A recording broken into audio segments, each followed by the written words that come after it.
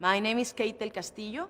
I'm an actress and an activist. As an actress, always, my dad being an actor, like I always moved in that industry, in that ambience of fame and this weird thing that fame is. And I lived in a pretty nice environment. I met this soccer player. He was one of the best soccer players in Mexico City. He was awesome. He was very handsome, very charming. I met him around 27, so I knew already what I was doing. I knew I've have been working as an actor for a long time now. I was totally independent, but I was still living with my parents because I was very happy with them. And so I met this guy. I fell in love. We dated for a year, almost a year, and then he asked me to marry him. And now that I think about it, I know that there was something there in the back of my mind that was like a red light that was saying something's not right. But you know, when you're in love, you don't see those signals. So I got married, and things just went the other way, went wrong on my honeymoon. My honeymoon was terrible. I would wait for him to go to sleep so I can just go out and cry my eyes out because I knew that things weren't going to be okay. And I thought that I had a very good self-esteem, but this man broke me. In many, many ways.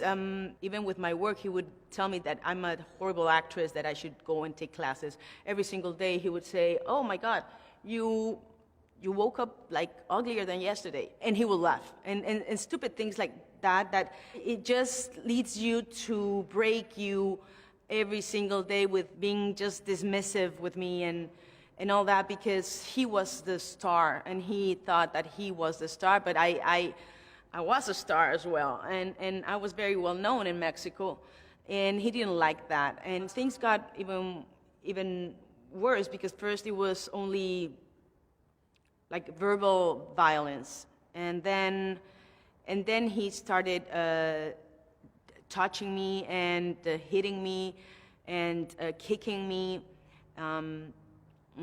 He tried to choke me many times.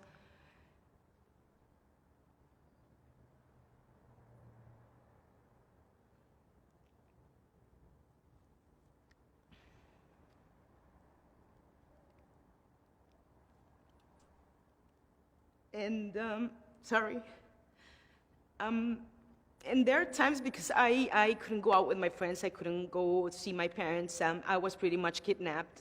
And it was only a year and a half that I was married with this guy, but it felt like 10 years. I spent that year and a half without seeing myself in the mirror. I knew that that was not me. I knew that I won't like what I see in the mirror. And there was one moment that I clicked eyes with myself, and what I saw devastated me because I was very skinny. I looked old. I looked ugly, and of course not happy. I think it comes from within when you're happy and when you're free, and I wasn't, and I can see it in my eyes, and I can see it even in my skin and my hair and my everywhere. That wasn't, but I knew that was not me. In that moment, I saw myself and I said, not one more day.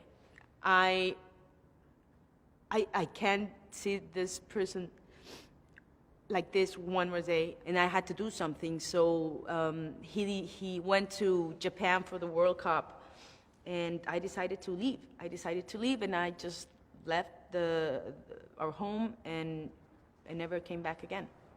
I spent a couple of years trying to regain that confidence in myself, to regain especially self-respect, having some respect for myself. And that took me a long time, very long time, and I think that's what I'm pissed about it.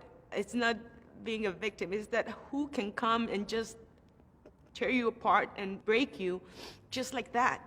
How easy is that? And how you can be traumatized by your entire life if you live to learn differently or to tell a story and help other women, no one should be able to break us like that, and especially sacrifice, at least not in my vocabulary. There's no sacrifice. I don't sacrifice anything. Not for my family, not for my career, no. I do things because I think it's the best.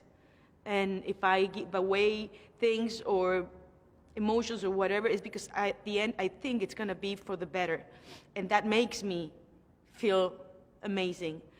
But there's no sacrifice. We don't need to sacrifice in any way. Women, we don't need to apologize for anything, for being a woman. Of course not.